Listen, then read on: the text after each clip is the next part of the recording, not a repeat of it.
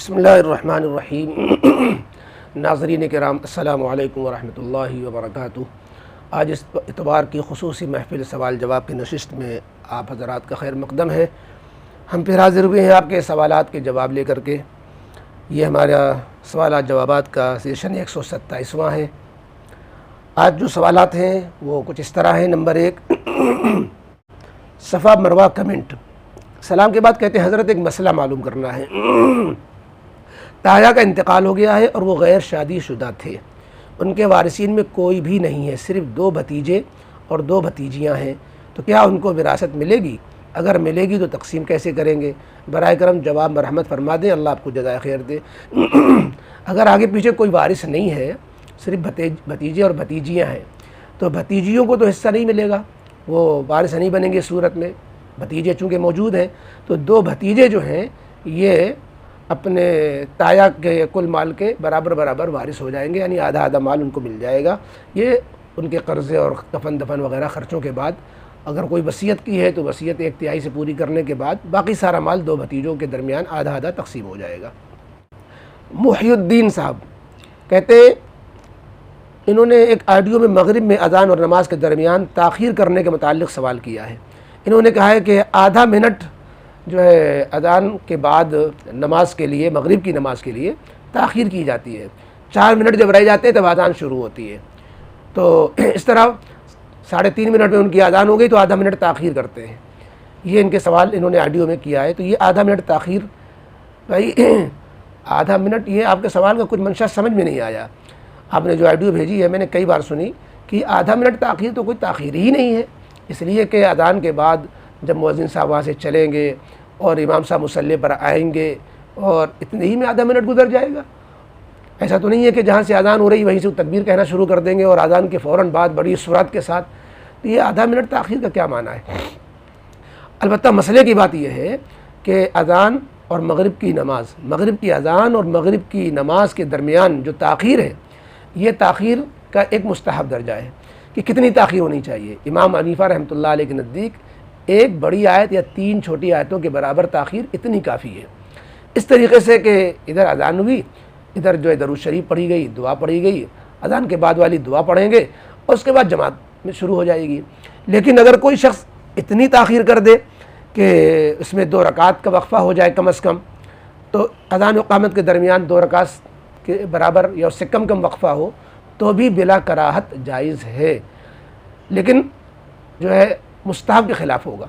इसी तरीके से दूसरा दर्जा ये है कि 2 रकातों से ज़्यादा, लेकिन इतनी ताख़ीर नहीं कर रहा है, सिर्फ इतनी ताख़ीर कर रहा है कि 2 रकात या उससे कुछ ज़ायद वक्त गुजर रहा है, 3, 4, 5 मिनट गुजर जा रहे हैं, लेकिन अभी सितारे ज़ाहिर नहीं हो रहे हैं, तो ये ताख़ीर ख़िलाफ़ औला मकरूह तंज़ीह है। इससे ज़ायद ताख़ीर करना कि सितारों की चमक ज़ाहिर हो जाए, मसलन 10-15 मिनट से ज़ायद ताख़ीर करना, तो ये बिल इत्तिफ़ाक़ मकरूह है, मकरूह तहरीमी है। लिहाजा हमें जो है ना मकरूह तहरीमी में जाना चाहिए और न ही इतनी ताख़ीर करें 2 रकात या इससे ज़्यादा के बराबर, क्यों मकरूह तंज़ीही है, बल्कि उससे कम उससे पहले पहले नमाज शुरू कर दें। आधा मिनट में तो कोई बात ही नहीं है, इसलिए इसका और मिनट और घंटे के साथ उसको गिनने के बजाय अज़ान हुई और अज़ान के बाद रमज़ान वगैरह में तकाज़ा होता है तो उसमें जो है इतनी ताख़ीर भी की जाती है कि ज़रूरत की वजह से जो है कि 5 मिनट ताख़ीर हो गई, 10 मिनट तक ताख़ीर हो गई, तो उसमें कोई हर्ज नहीं होता है, कोई वजह होती है। बिला वजह ताख़ीर करना इतनी कि 1-2 मिनट से ज़्यादा हो, वो मकरूह यानी ख़िलाफ़ औला होती है। उम्मीद के बात वाज़ी हो गई होगी। जी, और आगे सवाल है अब जनाब मुहियुद्दीन साहब हो गए, उवैस वासिफ़ साहब, इन्होंने क़स्र नमाज से मुताल्लिक़ सवाल किया है। कहते हैं कितने फ़ासले से क़स्र शुरू होती है और फ़ासला सिटी सेंटर से होगा या अपने घर से? यानी जब आप अपने वतन से चलेंगे, इतनी दूरी पर अगर आप जा रहे हैं जो 78 किलोमीटर 48 मील 78 किलोमीटर की दूरी पर आप जा रहे हैं, जहाँ जाना है, इसमें इतना फ़ासला है और ये फ़ासला देखा जाएगा अपने शहर के बाहर से। जहाँ तक शहर की सरहद लग रही है उस वक़्त तक आप अभी मुसाफिर में शुमार नहीं होंगे। उस सरहद के बाहर से, अब मसलन कानपुर की मिसाल ले लीजिए, कानपुर की सरहद है जो आप इधर एक तरफ से पनकी सरहद बनेगी, एक तरफ से जो है गंगा पार सरहद बनेगी, एक तरफ से रावतपुर सरहद बनेगी। तो जब ये अपनी अपनी तरफ से निकल जाएंगे तो उसके बाद से देखा जाएगा कि ये 78 किलोमीटर का फासला बाकी है कि नहीं। अगर 78 किलोमीटर का फासला है तो मुसाफिर होंगे, और अगर उससे कम है तो फिर मुसाफिर नहीं होंगे। शहर के अंदर की हदूद ये फासले में जोड़े नहीं जाते। इन्हीं का दूसरा सवाल इसी से मुताल्लिक, कहते हैं मुर्दे को गुस्ल क्यों देते हैं जबकि बॉडी तो मिट्टी में मिलकर वैसे भी गंदी हो जाती है। अल्लाह के पास तो सिर्फ रूह जाती है, न कि जिस्म। तो जिस्म तो वैसे भी मिट्टी में गल सड़ जाता है, और पाकी नापाकी का वास्ता तो वैसे भी दुनिया से होता है, क्योंकि दुनिया में हमें अल्लाह की इबादत करनी होती है। मरने के बाद कोई अल्लाह की इबादत थोड़ी करता है। भाई ये ठीक है कि मैयत को गुस्ल, मैयत गंदी है और सिर्फ रूह अल्लाह की आ जाती है, न कि जिस्म, और मिट्टी में गल सड़ जाएगा, लेकिन उस जिस्म का भी एहतराम है। इसीलिए इस्लाम में पोस्टमार्टम वगैरह को मना किया जाता है कि जिस्म की भी तौहीन नहीं होनी चाहिए। जिस्म का भी अपनी इकराम और इज़्ज़त है। अल्लाह ताला ने मखलूक को इंसान को सबसे अफजल मखलूक बनाया, वलक़द कररमना बनी आदम। लिहाजा जो मिट्टी में मिलने वाला जिस्म है, उस जिस्म का भी एहतराम इतना तो है कि ज़िंदा लोगों पर कि वो उसको नहलाएं, खुशबू लगाएं, कफन पहनाएं, और उसको एहतराम के साथ दुआए मग़फ़िरत के लिए नमाज जनाजा पढ़ें, फिर उसको मिट्टी के हवाले करें। इसमें खूबसूरती भी ज़्यादा है, एहतराम भी ज़्यादा है, इंसानियत इसमें नज़र आ रही है। लिहाजा आपका इश्काल ठीक नहीं है कि अगर जो है वो मिट्टी जिस्म हो गया है तो हम इसको इतना भी एहतराम न करें, चूँकि मिट्टी में मिलने वाला है, लिहाजा अभी से उसको जो है हम गंदा संदा करके डाल दें, ये मुनासिब नहीं है। अगला सवाल जनाब तला बाबा सिद्दीकी साहब का है। इन्होंने वीडियो में उधार पैसों में ज़कात सदका वगैरह की नियत करने के मुतालिक सवाल किया है। इनके सवाल का हासिल है कि एक शख्स ने हमसे पैसा उधार ले लिया और अब हम मायूस है, वो दे नहीं सकता, तो क्या दिए हुए पैसे में हम ज़कात की नियत कर सकते हैं? हरगिज़ नहीं कर सकते, क्योंकि ज़कात की अदायगी के लिए ज़रूरी है कि जिस वक्त निकाल रहे हैं अपने पैसों में हिसाब करके उस वक्त नियत करें, या देते वक्त नियत करें। आपने दिया है, देते वक्त नियत है कर्ज़े के तौर पर देने की, और जब मिलने से मायूसी हो रही तो ज़कात की नियत करना चाहते हैं, तो ये सही नहीं है। फिर आपने दूसरा सवाल किया कि अच्छा ज़कात की नियत नहीं हो पा रही है तो हम सदका, खैरात या इमदाद वगैरह हदिये की नियत कर लें। हाँ, ये नियतें कर सकते हैं, ये नियतें कर सकते हैं, क्योंकि ज़कात की अदायगी के लिए जो शराइत हैं वो आम सदक़ों और हदिये वगैरह में नहीं है, तो वो सवाब मिल जाएगा। और सवाब तो आपको महज कर्ज़ा आप दिए हुए उसी में मिल रहा है, क्योंकि जो कर्ज़ा आपको वापस नहीं मिल पा रहा है, अगर आप सब्र कर लें और जो मक़रूज़ है, जिसने आपसे कर्ज़ा लिया है, उसको आप परेशान न करें, तंग न करें, मोहलत दे दें, मुतालबा न करें, तो या यूँ कि माफ़ी कर दें, तो वो बिला नियत के भी इतना बड़ा सदक़े का सवाब उसके अंदर है कि सदक़े से ज़्यादा उसमें सवाब होगा कि आपने उसकी दिलजोई की, उसका ख्याल किया, और कर्ज़ा देने के बाद आपने कर्ज़े को माफ़ कर दिया। इसका ख़ुद अपने आप में बहुत बड़ा सवाब है। बिनते हवा अगला सवाल कानपुर। सलाम के बाद कहती है मुफ्ती साहब, एक मसला ये मालूम करना है, जैसे अगर किसी बच्चे का नाम रखा गया या 7 दिन पे अकीक़ा भी कर दिया उसी नाम से, किसी वजह से वो नाम समझ नहीं आया तो क्या जो दूसरा नाम रखा उस नाम से फिर से अकीक़ा करना होगा? कुछ लोगों ने ये बात बोली कि पहले जिस नाम से अकीक़ा हुआ है क़यामत के दिन वो उसी नाम से उठाया जाएगा। ये बात कहाँ तक दुरुस्त है? मसलन हमने अपने बेटे का नाम मोहम्मद उस्मान रखा और 7 दिन पर अकीक़ा भी कर दिया, हालांकि मेरे दिल में था कि मोहम्मद नाम रखेंगे, मगर कुछ वजह से मोहम्मद उस्मान रख दिया। तकरीबन 1 हफ़्ते के बाद हमने सबको कन्वेंस करके मोहम्मद नाम रख दिया, तो क्या हमको अब मोहम्मद के नाम से फिर अकीक़ा करवाना होगा? क़यामत के दिन मोहम्मद उस्मान के नाम से उठाया जाएगा या मोहम्मद के नाम से? आप इस मसले में रोशनी डाल दें। जवाब ये है कि अवलन तो ये समझना गलत है कि नाम चेंज करने पर अकीक़ा दोबारा करना होगा, और नाम चाहे जितने चेंज करें, एक मरतबा जब अकीक़ा हो गया तो अकीक़ा ज़ात का होता है, नाम का नहीं होता। रह गया क़यामत के दिन किस नाम से पुकारा जाएगा? जो नाम बाप की तरफ से चलाया गया मशहूर है, बस वही नाम से पुकारा जाएगा। अब अगर मोहम्मद उस्मान नाम चल गया तो वो पुकारा जाएगा, मोहम्मद अकेले नाम चला तो उससे पुकारा जाएगा। दूसरा सवाल, एक मसला ये है कि माँ बाप की विरासत में बेटी का कितना हक़ है? अगर माँ बाप ज़िंदा हैं तो अपनी ज़िंदगी में कैसे हक़ अदा करें? या अगर इंतकाल कर गए हैं तो भाइयों को क्या हुक्म है कि अपनी बहन को तरके में कितना हिस्सा दें? तरका और मीरास में क्या फ़र्क है? तरका और मीरास में कोई फ़र्क नहीं है, और बेटी का हिस्सा बेटे के मुकाबले में आधा होता है। लिज़्ज़करी मिस्लु हज़्ज़िल उन्सयैन, जितना एक लड़के एक भाई को मिल रहा होगा उसका आधा बहन को मिलेगा, जितना 2 बहनों को मिल रहा है उतना पूरा जो है एक भाई को मिलता है। ये इसका मतलब है। और तरका और मीरास में कोई फ़र्क नहीं होता है। ज़िंदगी में इख्तियार होता है, जो चीज़ ज़िंदगी में दी जाती है उसे तरका और मीरास नहीं कहते हैं, उसको हिबा और गिफ्ट कहते हैं।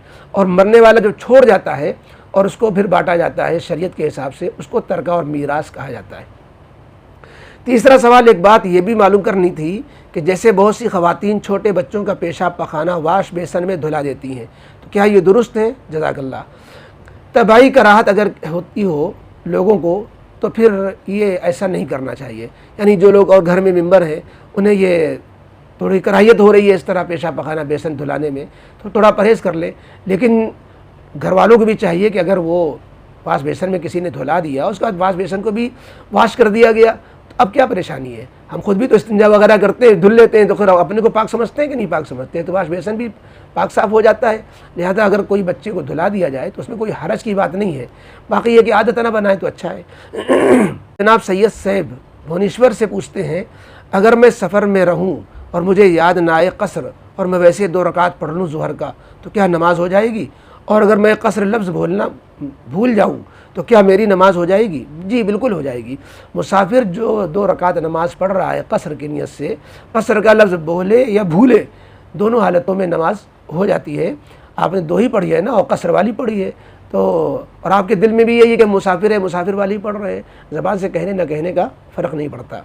अगला सवाल किंग खान कमेंट में पूछते हैं, मुफ्ती साहब वज़ू के फ़र्ज़ों को अदा करके कौन कौन से वक्त उससे फ़ायदा उठाया जा सकता है? ऐसी कौन सी सिचुएशन होती है जहां खाली वज़ू के फ़र्ज़ों को अदा करके काम चलाया जा सकता है? वज़ू के सिर्फ फ़र्ज़ अदा करके जो है नमाज़ पढ़ी जाए तो सवाब में कमी होगी, लेकिन वज़ू चूँकि अदा हो गया, चारों फ़र्ज़ अदा हो गए तो नमाज सही हो जाती है। ऐसी कौन सी सूरत हाल है आप कहते हैं?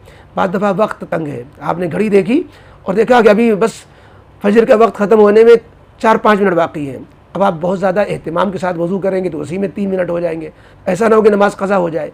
इसी तरीके से आप जो है ईद की नमाज़ शुरू हो गई और आप जो है या और जुमे की नमाज़ शुरू हो गई और आपने अगर देखा कि एहतिमाम से वज़ू कर रहे हैं तो जुमा ही चला जाएगा, आपने जल्दी से वज़ू कर लिया। इस तरह के और मौक़े आ सकते हैं कि रकात छूट रही है, जमात छूट रही है, नमाज़ छूट रही है, वक्त तंग हो गया है या और कोई तकाज़ा आ गया है, तो उसकी वजह से आप फ़र्ज़ अकेले पूरा करके नमाज़ शुरू कर देंगे या जो भी अमल करने जा रहे थे तो आप फ़र्ज़ अदा हो जाएगा। जनाब रेहान साहब आलम मार्केट कहते हैं, मैंने सुना है कि गैर मुअक्कदा नमाज या नफिल नमाज में तीसरी रकात में भी सना पढ़ी जाएगी, क्या ये बात सही है? या अगर किसी ने ना पढ़ी तो क्या नमाज पे कोई फ़र्क आएगा?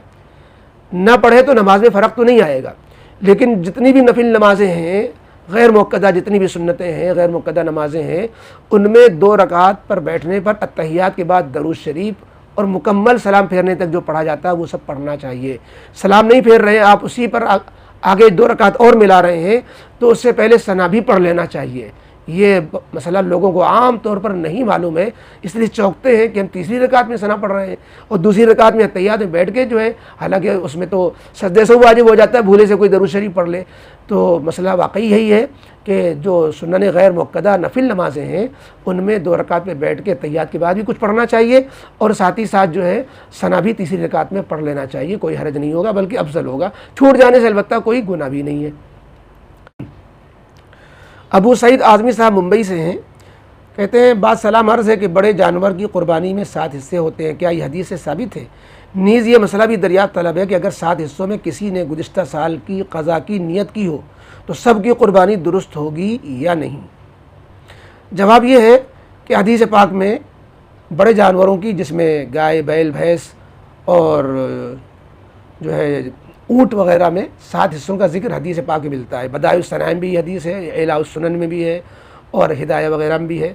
नीज़ ये मसला जो आपने कहा कि 7 हिस्सों में किसी ने गुज़िश्ता साल की क़ज़ा की नियत की, अगर जानते हुए कि हमारी कुर्बानी नहीं होगी और क़ज़ा में हमें फिर कुर्बानी की क़ज़ा कुर्बानी से नहीं की जाती है, ये मसला जानते हुए अगर उसमें कुर्बानी में हिस्सा लेगा तो फिर कुर्बानी नहीं होगी और दूसरों की भी नहीं होगी। लेकिन अगर ये मसला नहीं मालूम था तो उसकी वजह से उसने अपने गुमान के एतबार से जिहत क़ुर्बत मौजूद है, इसलिए कुर्बानी फिर सबकी सही हो जाएगी। अगरचे क़ज़ा के लिए इसको फिर ये क़ज़ा में कुर्बानी से जो क़ज़ा उसने की है उसके लिए अलग से सदका करना होगा, लेकिन जिहत क़ुर्बत मौजूद होने की वजह से उसके अपने गुमान के मुताबिक बाकी लोगों की कुर्बानी जो है ये ख़राब नहीं होगी, ऐसा मिलता है। जुज़िया मुझे इस वक्त हवाला याद नहीं है, लेकिन मसला कुछ इसी तरह है। दूसरा सवाल आपका है कुछ लोग मसनूई दांत लगाते हैं, तो क्या वज़ू करते वक्त उसका निकालना ज़रूरी है या उसके निकाले बगैर वज़ू दुरुस्त है? भाई वज़ू के लिए कुल्ली करना ही जब ज़रूरी नहीं है तो दांत निकालना कहाँ से ज़रूरी हो जाएगा, और कुल्ली करना दांत निकालने पर मौक़ूफ़ भी नहीं है, लिहाजा वज़ू तो बगैर दांत निकाले ही सही हो जाएगा। अलबत्ता गुस्ल जो वाजिब हो जाता है तो उसके लिए अलबत्ता मसला बनेगा कि अगर दांत आसानी से निकल जाते हैं तो उसको निकाल करके गुस्ल हो करना होगा, और अगर दांत निकलते नहीं हैं, जमे हुए हैं, तो फिर उसमें तकल्लुफ़ करने की ज़रूरत नहीं है। तीसरा सवाल, बाद औक़ात ऐसा होता है कि हॉस्पिटल में पेशाब को शीशे में भरकर चेक कराने ले जाते हैं, तो क्या इस क़ारूरा वाली शीशी को कुर्ते के पॉकेट में रख कर नमाज अदा कर सकते हैं? जी नहीं, ये खून जो है अपने मादन से निकल चुका है, शीशी में है, तो शीशी में कपड़े में रखेंगे तो ऐसी तरह जैसे कपड़े में लग जाए तो नमाज नहीं होगी। लिहाजा क़ारूरी वाली शीशी को जेब में रखे हुए नमाज़ पढ़ने से नमाज दोहरानी पड़ेगी। चौथा सवाल, किसी ने अगर एहराम बांध लिया और मक्के के बजाय मदीना ज़ियारत के लिए चला गया तो क्या मदीने के क़याम के दौरान एहराम की पाबंदियाँ लागू होगी या नहीं? बिल्कुल लागू होंगी। जब तक ये उम्रे से फारिग नहीं हो जाएगा एहराम की पाबंदियाँ उस पर जारी रहेंगी, चाहे उसको जितने दिन भी लग जाए, मदीने जाए या कहीं और चला जाए, एहराम की हालत में ही रहेगा जब तक कि उम्रे से फारिग नहीं हो जाएगा, वरना दम लाजिम हो जाएगा। ये थे चंद सवाल, आपके सवालात के जवाबात। हम रुख़्सत चाहते हैं। अल्लाह ताला आप हज़रात को और हम सबको इल्म दीन का फ़हम नसीब फ़रमाए। अस्सलामु अलैकुम व रहमतुल्लाहि व बरकातहू।